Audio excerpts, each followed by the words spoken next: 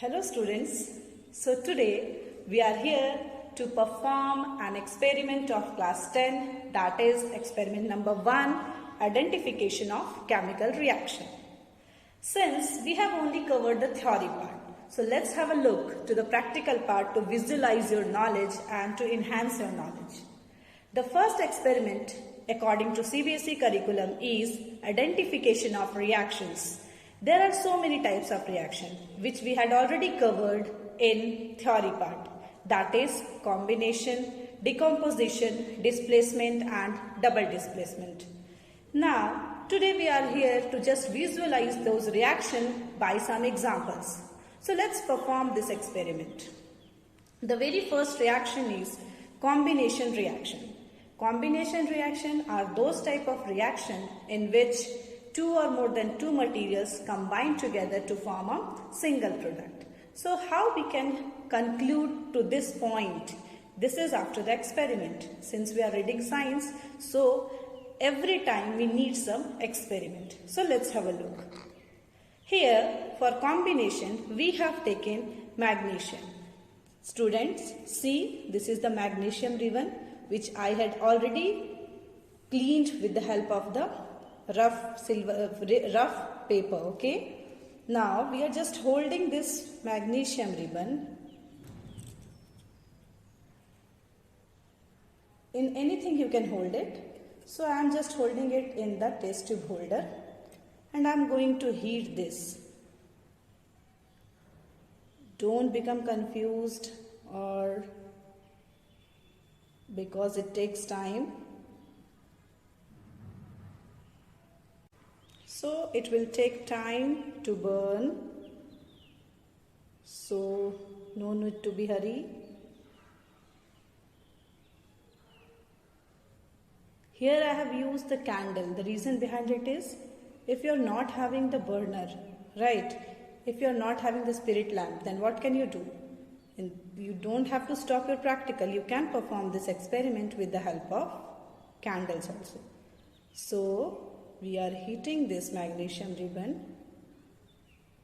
And what is the reason to heat it? If someone will ask, ma'am, magnesium is a single substance, why we are heating it? The reason is we are providing oxygen to this magnesium. So by adding the oxygen to magnesium, the reaction, already you know what is the reaction.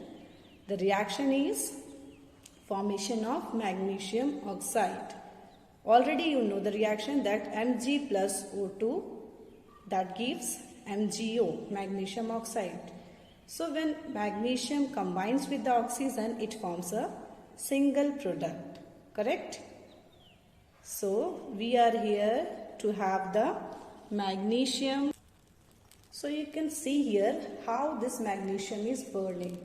This magnesium burns to give a white ash. So students, you just do remember, when magnesium ribbon burns, it produces white ash. Got it? So we are having these white ash here.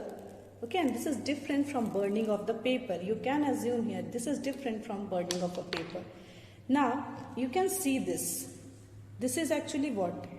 A white colored ash. This is the white colored ash which I have taken on this. Now, how can we identify? This is actually the magnesium oxide. So this magnesium when burns, it combines with the oxygen and it gives magnesium oxide, which is an example of combination reaction. Now, how can we identify that this magnesium oxide is basic in nature? Already in the theory part, we had read that the oxides of metals are basic in nature. So for performing that, what we'll do, we just add water. So we take some amount of water.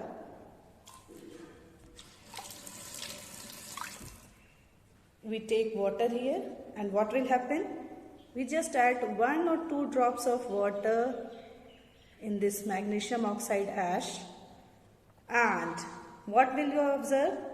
When we mix it, when it becomes soluble in the water, then we add litmus paper. Here I am having litmus paper, that is the blue litmus paper. So when we add this litmus paper in this magnesium oxide, there is change in color, and there is change in conversion of red litmus paper to blue, that indicates that the given substance is basic. So what happens here? Here the red litmus paper changes to blue, which shows that the magnesium oxide which is formed here is actually basic in nature. So students, we had performed the example of combination reaction.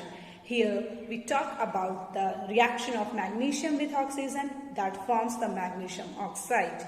And this magnesium oxide, how can we identify or how can you assure that this magnesium oxide is actually basic? For that, we had performed the litmus test, in which we had shown that the red litmus get converted into blue. That shows this magnesium oxide, this white ash, is actually basic in nature. So it is the oxide of a metal. Now, moving towards the next, that is the second experiment. That is actually to show the decomposition reaction. How we can perform the decomposition reaction? There are so many examples of decomposition reaction, like heating ferrous sulfate, heating copper sulfate. So here we take the example of copper sulfate. What will happen if we heat the copper sulfate? So for that, first we'll take a test tube and we hold this test tube in a test tube holder. Students, don't perform any experiment without holding it in the holder, okay? Now, with the help of spatula, this is spatula, the spoon in chemistry lab is actually the spatula. So with the help of spatula, we add some amount of copper sulfate. Now already you know what is the color of copper sulfate. Color of copper sulfate is blue. Actually, this copper sulfate, which is blue in color, is actually having the formula CuSO4.5H2O. So when we heat it, what will happen? All the water part evaporates and only the dry CuSO4 will left out, and hydrous CuSO4 will be left out. That the color of that anhydrous CuSO4 is white. So what we will see, this blue crystals get converted into white while heating, which is an example of thermal decomposition. And secondly, if we further heated it, if we continue our heating, then what will happen? If we continue our heating, then this copper sulfate gets converted into copper oxide, which is actually brown in color. So let's have a look. But do remember, here we have to use burner. Okay? If you are using the candle, there is possibility that the test tube become black. Okay? So this is a very specialized one.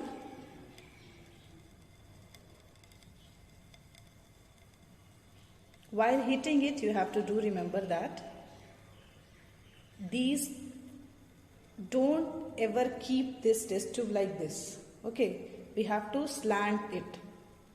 Test tube एकदम सीधे सीधे ऐसे hold नहीं करते हैं, उसको हम ऐसे स्लैंट करके होल्ड करते हैं. Okay, now I want to show you something. You can see here, since it become black, you can see the water droplet here. Earlier the test tube was dry, but as I had started heating, you can observe the water vapor present in this test tube. So that is actually the removal of the water molecule present in this. You can see here, you can observe here that this blue crystal starts changing to white crystals. This is because all the water vapors, that is the formula of crystalline copper sulfate is CuSO4.5H2O. So all the H2O molecules will be evaporates and we are having the copper sulfate, dry copper sulfate. So you can observe the vapors here, and here is the copper sulfate which is white in color. If you further heat it, then what will happen?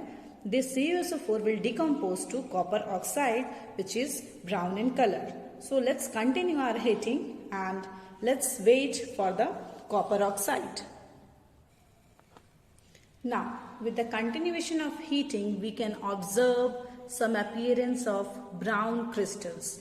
This will take time. So if we continue the heating, I have just stopped. It started and I stopped. So if I continue this experiment, if I continue the heating, then I'll get, and you will also get, the brown color copper oxide.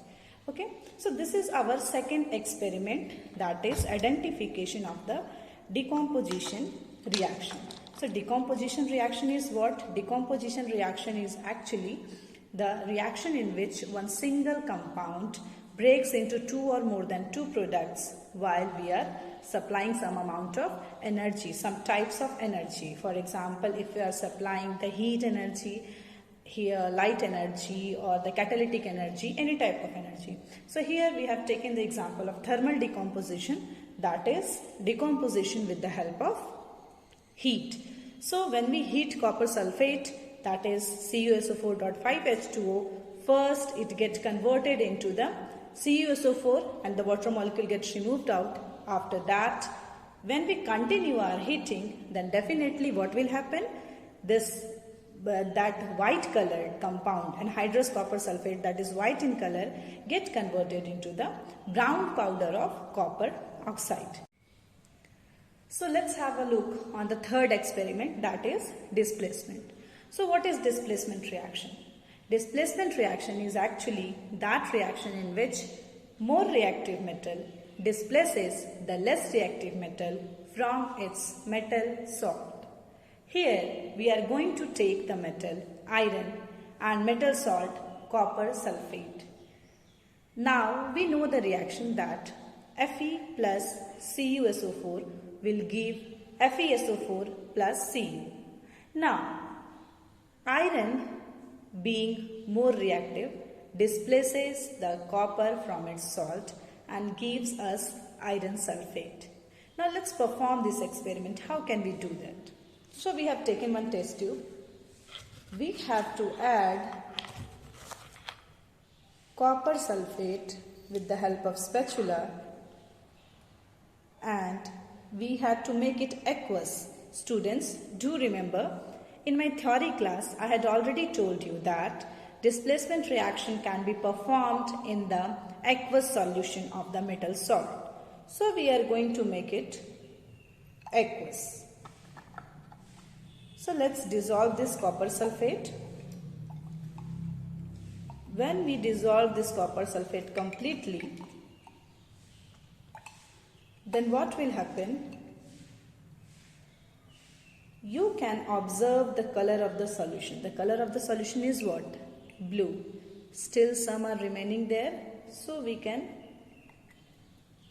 mix it properly so that we get the solution of copper sulfate.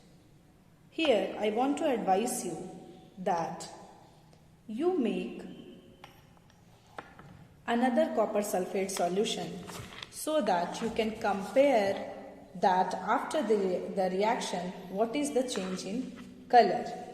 So in this test tube, we are going to take some amount of copper with copper sulfate. We mixed it and we leave it for getting dissolved. Now, we have taken the first test tube. You can observe the color of this copper sulfate. This color of this copper sulfate is what? Blue. Right? You can see a very beautiful color of copper sulfate, that is blue.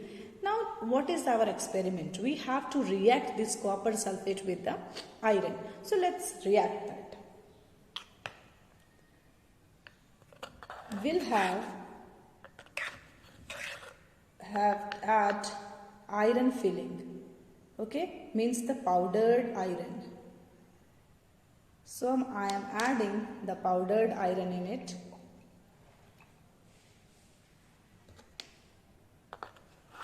We have to make it equiproportion. So, we are adding here.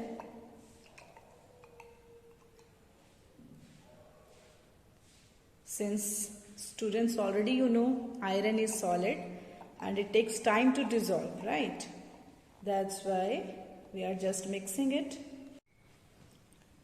So here we mixed it properly. Even you can see the iron that is present in the bottom, but still you can compare the color. Since it will take time, So what we will do, we leave this reaction or we just mix it well so that we get the proper result. But in the mid also you can observe the difference in color. That's why I have kept this solution as it is. ये आपका pure copper sulphate का solution है जो हमारे पास था already. हमने copper को water में डिसॉल्व करके रखा था. You can observe the color. The color of this copper sulfate is exactly sky blue. But this iron sulfate, this is tends to the green. Okay, this iron sulfate actually, because the iron displaces the copper from its salt, so this has somewhat different color from this solution. So you can observe here, this is actually the displacement reaction in which the more reactive metal displaces the less reactive metal from its metal salt solution.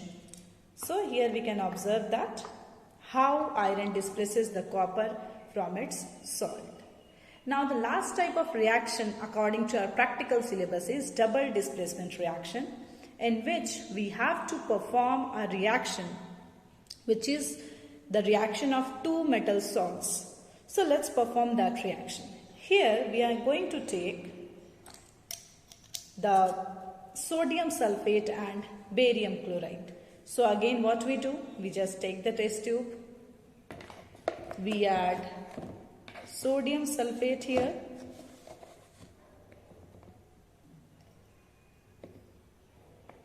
students, one thing more, if you are performing any experiment, do remember, just take a pinch of substance. यहाँ से यहाँ तक fill नहीं कर लोगे. जितना कम substance लेंगे उतना अच्छा हमारा practical का result आता है. तो we have to take the pinch of substance, okay? So we have taken the sodium sulfate. You can see here, this is the sodium sulfate. So we have taken the sodium sulfate here. Now we are going to add this barium chloride. So we have to add the barium chloride, but before that again what we do, we had to make it aqueous. So we just dissolve this copper sulfate in the water. You can add some more amount of water. So we are just dissolving this, and after it we are going to add this barium chloride in this sodium sulfate. With the help of this spatula you can add it. Now again mix it well. After mixing it, what do you observe? If you remember what I told you in the theory class, you will remember that when barium chloride react with sodium sulfate, then we will get the precipitate of barium sulfate and release of sodium chloride salt. So here we can observe the precipitate of barium sulfate. So students, let's have a look on this. Already I told you that insoluble solids are called as precipitate. It has a cloud-like appearance or curd-like appearance. You can see on the surface of the test tube that there is a curd-like thing. Right? So this is actually the precipitate of barium sulfate.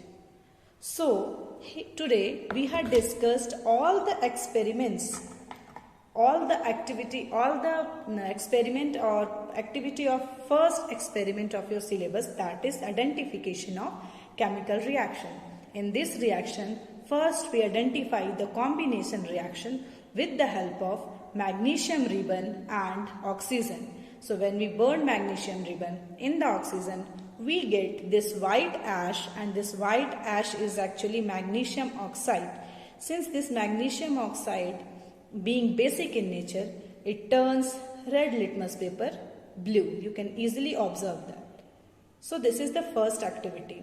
Second is about the decomposition reaction. For that we have taken the example of copper sulfate, which is blue in color. So while heating this copper sulfate, first it gets converted into white crystals, then it converts into the brown one due to the heat. So this is the example of decomposition reaction. Third one is displacement reaction, in which copper gets displaced from the copper sulfate by iron filling. So here we can observe that still the reaction is going on. That's why I have told you that this reaction takes time.